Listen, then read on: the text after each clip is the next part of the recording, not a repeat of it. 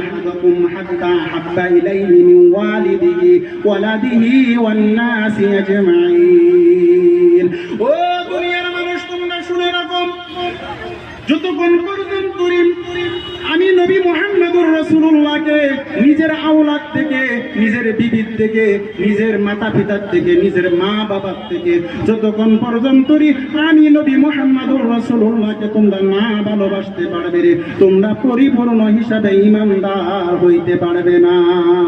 তোমাদের সন্তানের যদি বেমার হয়ে যায় তোমরা কান্দাকুড়ি করো, তোমার মার যদি বেমার পড়ে যায় তোমার চোখের থেকে পানি পড়ে, কিন্তু তোমরা জানো না ওই সন্তান মা বাবা থেকে, বিবির থেকে, সমস্ত কিছু থেকে নবী মুহাম্মদুর রাসূলুল্লাহকে বেশি ভালোবাসতে হবে। আজকে ওই নবীর জন্য তোমার কান্না চোখের থেকে পানি বারো না, ওই নবীর জন্য তুমি আজকে চোখের থেকে পানি ফেলাইতে পারো না। তুমি আজকে হতভাগা, কোথায় ঘুরে ঘুরে তুমি সময় নষ্ট করতেছো। সাহাবারা কেমন করে নবীকে ভালোবাসতেন, যখন এই আলান শুনে গেলেন যে নবীকে নিজের সন্তান থেকে, নিজের আওলাদ থেকে, নিজের থেকে, নিজের বাপ মা থেকে, সব কিছু থেকে নবীকে বেশি ভালোবাসতে হবে। সাহাবারা পাগল পাগল হয়ে গেছেন, কেমন করে নবীকে ভালোবাসা যায়। হযরতে আবু বকর সিদ্দিক রাদিয়াল্লাহু তাআলা নাম তো সবাই শুনছেন, আল্লাহর নবীর সাহাবী ছিলেন, খলিফাতুল মুসলিমিন ছিলেন।